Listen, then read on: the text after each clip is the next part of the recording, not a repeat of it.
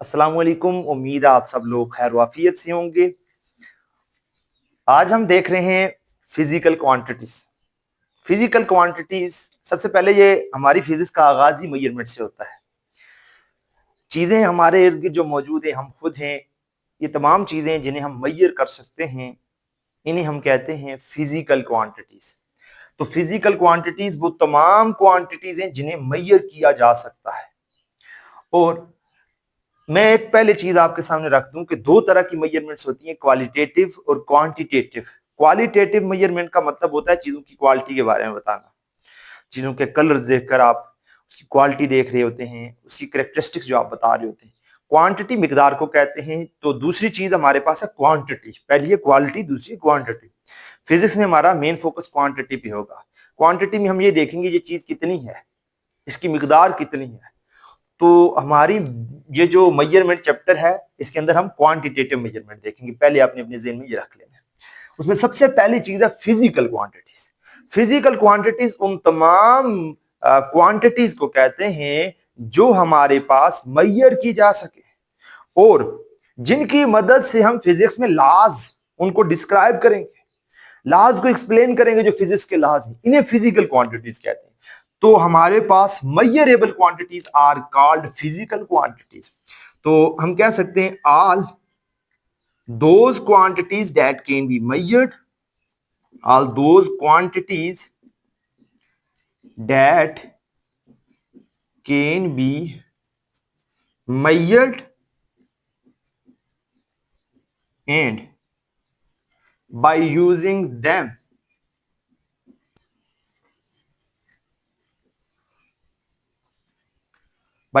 them laws of physics can be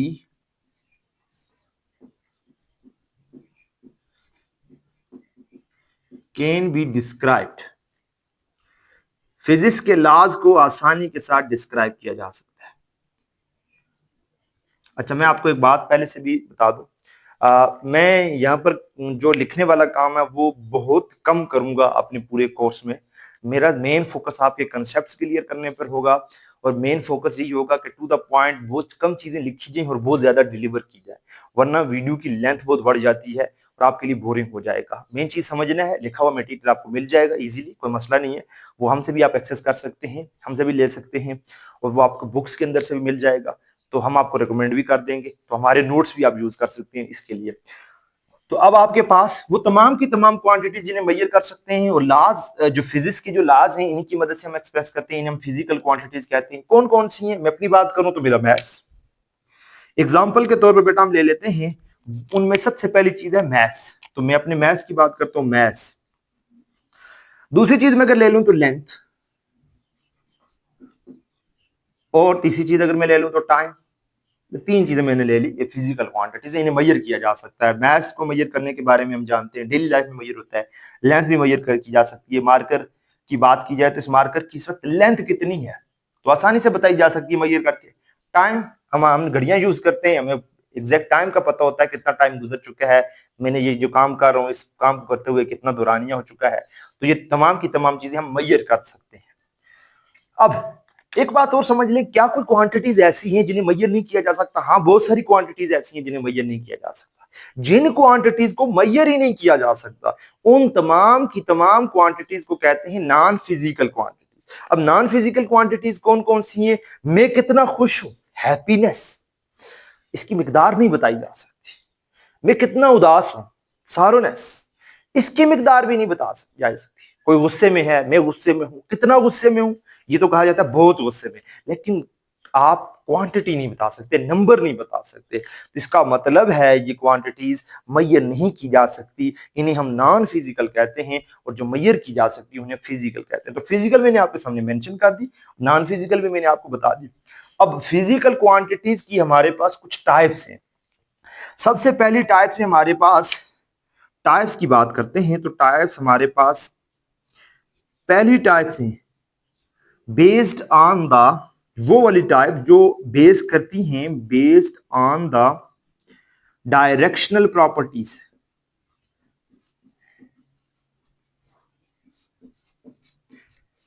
हम उन physical quantities की बात करेंगे जिनमें डायरेक्शन के बारे में कुछ डिस्कस करें। ऐसी तमाम फिजिकल क्वांटिटीज जिनकी डायरेक्शन ही नहीं होती, जिनमें डायरेक्शन की जरूरत नहीं पड़ती हमें डिस्क्राइब करने के लिए, उन्हें हम कहते हैं स्केलर। तो सबसे पहले डायरेक्शन में हमारे पास आ जाएगी स्केलर। स्केलर को ले लेते हैं। तो स्केलर्स हमारे पास कौन सी क्वांटिटीज हैं? All those quantities that have, जिनमें हमारे पास क्या हो, that have only magnitude but no directions are called scalars. तो स्केलर्स की डेफिनेशन करने के बाद इसकी कुछ एग्जांपल्स हैं स्केलर की। कौन कौन सी क्वांटिटी स्केलर है? तो स्केलर की बात की जाए तो मैं अगर पहले बात कहूं तो ऐसी क्वांटिटीज हैं जिनमें सिर्फ क्या होता है, ओनली मैग्नीट्यूड। अच्छा, डेफिनेशन मैंने बोली हुई है, कोई लिखना चाहे तो सुन के लिख सकता है, तो मैं टू द पॉइंट सिर्फ शॉर्ट शॉर्ट पॉइंट्स बताता जाऊंगा। ओनली मैग्नीट्यूड, और इसके अंदर दूसरी जो चीज होती है नो डायरेक्शन, इसके अंदर कोई डायरेक्शन नहीं होती, नो डायरेक्शन। अब अगर इसकी एग्जांपल्स ले ली जाए तो कौन सी हैं? मैस, मैस की कोई डायरेक्शन नहीं होगी। डिस्टेंस, टेम्परेचर या टाइम, ये तमाम की तमाम चीजें ऐसी हैं जिनकी हम डायरेक्शन नहीं ले रहे होते। मैथ्स की बात कीजिए, मैं थोड़ा सा इसको मजीद एक्सप्लेन करता हूं। ये मार्कर है मेरे पास, मार्कर मेरे पास 2 ग्राम का है, 2 ग्राम इसका मैस है।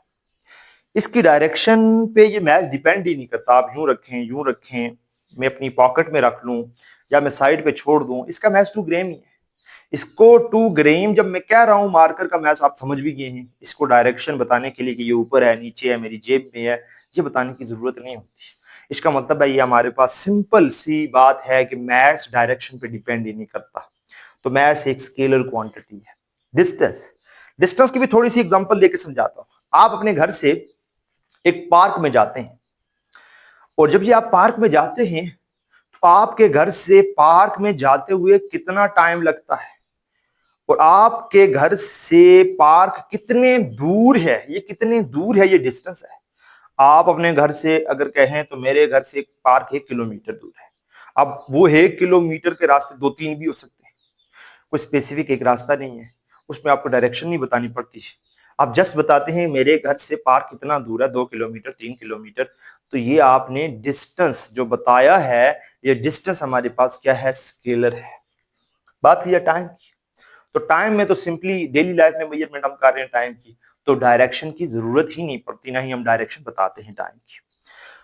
और अब इसके बाद, अच्छा, टाइम का कंसेप्ट फर्स्ट ईयर में एरो ऑफ टाइम के नाम से वहां पर आएगा, वहां एक डायरेक्शन वाला कंसेप्ट है वो वहां क्लियर करूंगा, यहाँ नहीं। यहाँ जस्ट सिंपल टाइम की बात की है, क्योंकि बाद स्टूडेंट पढ़ चुके होते हैं तो वो ये लेक्चर देख रहे होते हैं तो वो तो कहते हैं वहां पर तो सर ने ये बताया था। अभी आप ये समझ ले टाइम, सिंपल टाइम की बात हो रही है, तो ठीक है। अब स्केलर्स के बाद फिर ये देख रहे हैं कि based on the directional properties, वो फिजिकल क्वांटिटी जिनकी डायरेक्शन नहीं होती उन्हें कहते हैं स्केलर। वो फिजिकल क्वांटिटी जिनकी डायरेक्शन होती है उन्हें हम कहते हैं वेक्टर्स। तो दूसरी बात अगर हम करें तो वेक्टर,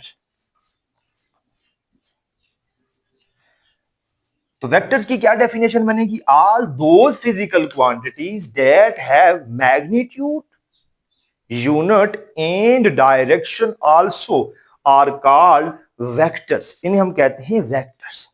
तो वेक्टर्स में हमारे पास डायरेक्शन होती है, मैग्नीट्यूड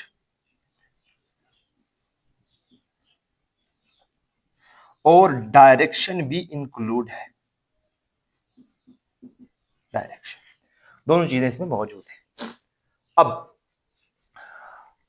नेक्स्ट हम चलते हैं कि ये तो हमने ऑन द बेसिस ऑफ, इसकी कुछ एग्जांपल ले लेते हैं, वो जरूरी है। सबसे पहली एग्जांपल है वेट। अच्छा, वेट, वेट क्या है?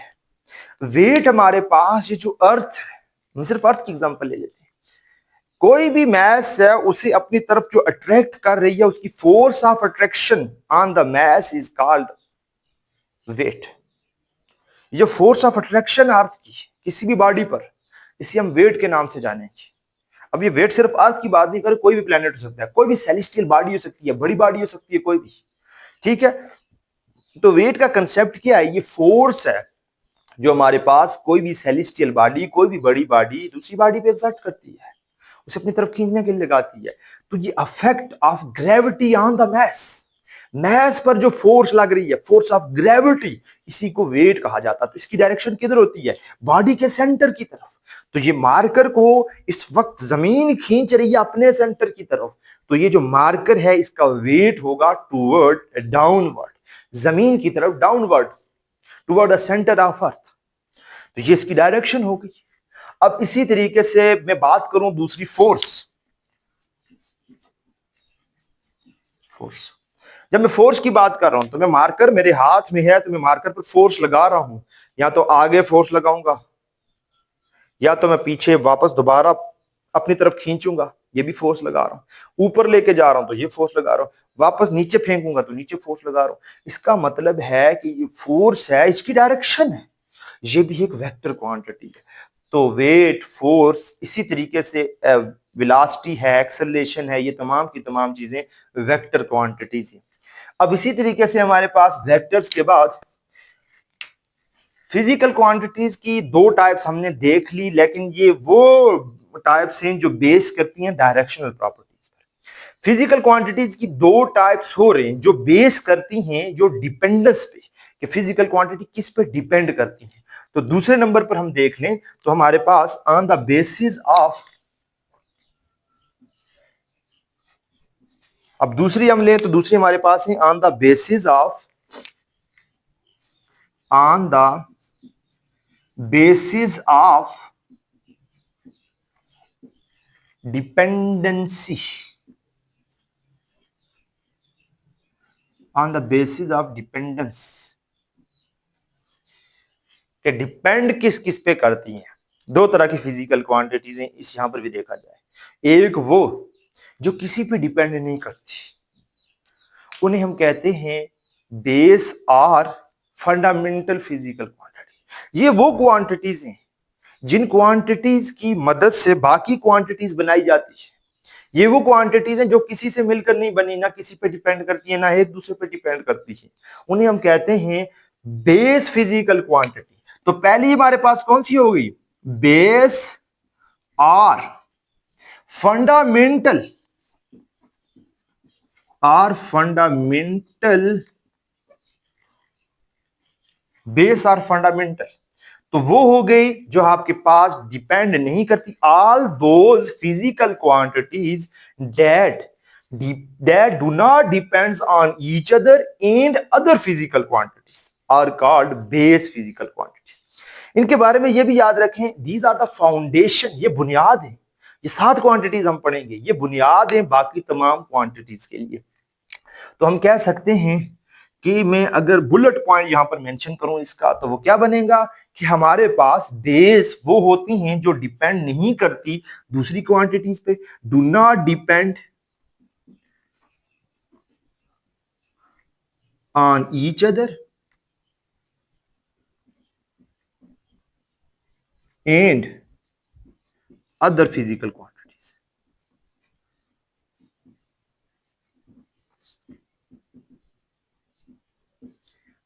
अच्छा, मैं टेबल बनवाऊंगा, लेकिन वो यूनिट्स पढ़ने के एंड पर, वहां यूनिट्स भी हमने पढ़ लिए होंगे, इसलिए पूरा 7 क्वांटिटीज का टेबल बना दे दूंगा मैं। अभी सिर्फ उनको आपके सामने रख देता हूं। उसमें सबसे पहले आपके पास लेंथ, दूसरे नंबर पे है मैस, तीसरे नंबर पे है हमारे पास time, temperature, current, intensity of light, और हमारे पास लास्ट है अमाउंट ऑफ सब्सटेंस। अब जब हम इसके यूनिट पढ़ लेंगे तो तब मैं सैंपल्स और यूनिट सारे कंबाइन करके एक अच्छा सा टेबल बना दूंगा।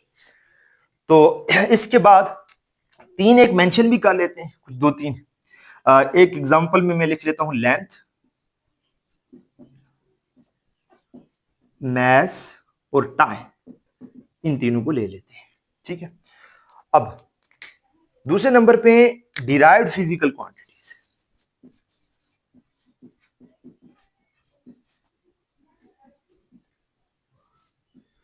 Derived physical quantities, derived physical quantities कौन सी होती हैं? वो क्वांटिटीज जो डिराइव हुई है बेस क्वांटिटीज से। कैसे?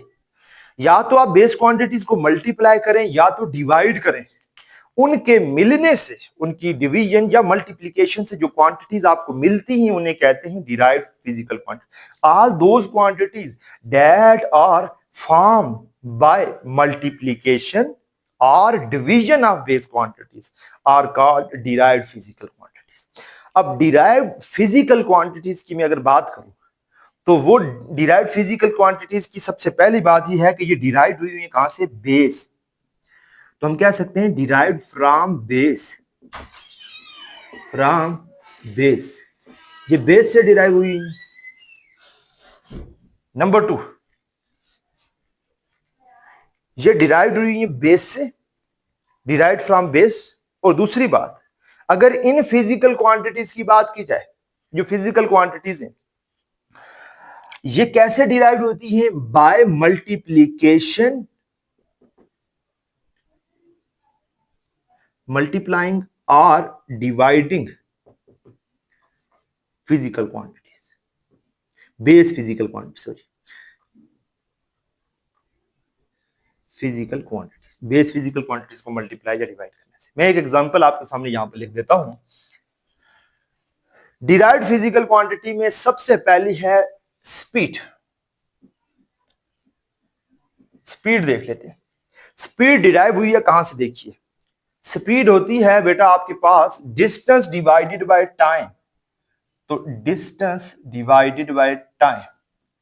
अब अगर डिस्टेंस को देखा जाए तो डिस्टेंस एक बेस क्वांटिटी है, यानी distance means length, length base quantity और टाइम भी बेस क्वांटिटी।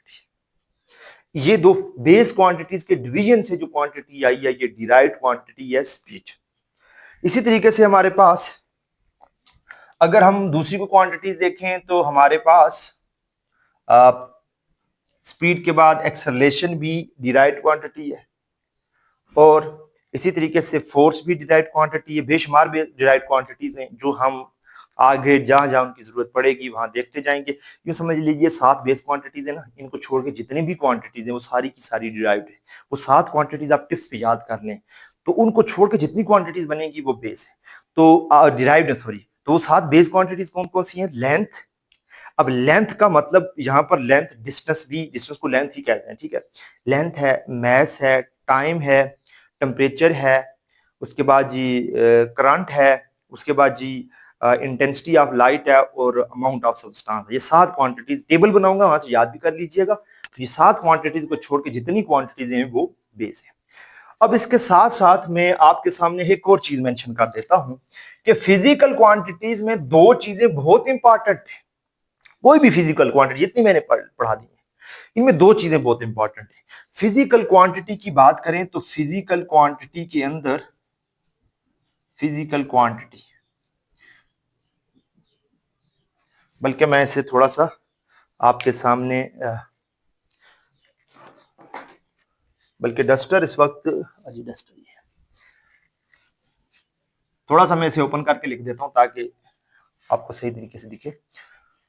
अच्छा, फिजिकल क्वांटिटीज की बात करें तो फिजिकल क्वांटिटी का एक फार्मूला मैंने यहां पर लिखना है, उसकी मदद से आपको समझाना है, क्योंकि वहां से आगे यूनिट का टॉपिक हमने स्टार्ट करना है। Physical quantity, quantity is equal to magnitude multiply unit. मसलन मैं इस बात को पहले समझाता हूं आपको।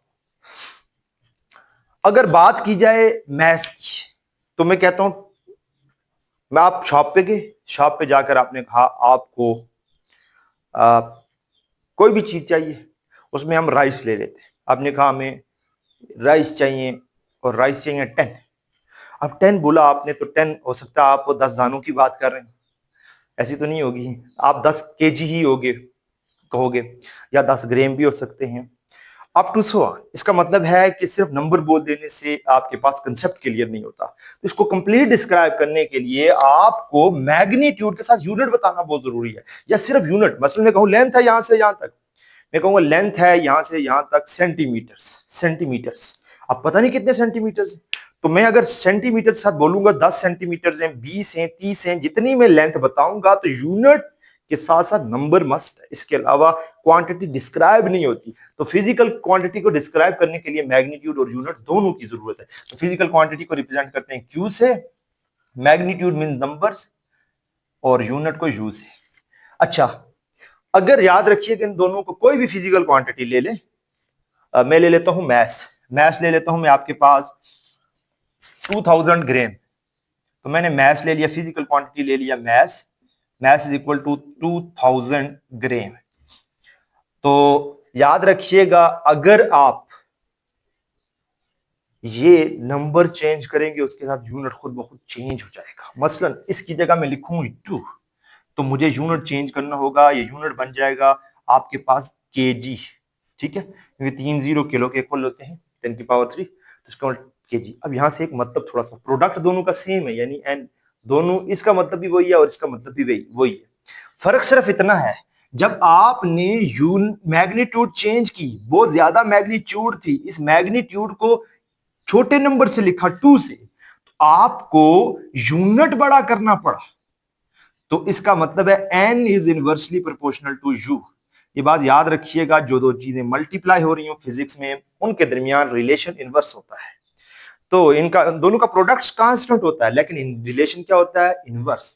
तो जब आप 2000 ग्राम लिख रहे थे तो ग्राम छोटा यूनिट है, 2000 आपके पास बड़ी वैल्यू है, आपने मैग्नीट्यूड कम करके लिखी तो यूनिट क्या हो गया, बड़ा, ताकि प्रोडक्ट कांस्टेंट रहे। तो इंशाल्लाह इसी के साथ यूनिट्स के बारे में हम पूरे लेक्चर रिकॉर्ड करेंगे इसके ऊपर, क्योंकि यूनिट हमारे पास सिस्टम ऑफ यूनिट्स हैं, जो 4 सिस्टम ऑफ यूनिट उन्हें डिटेल में डिस्कस करेंगे। Last system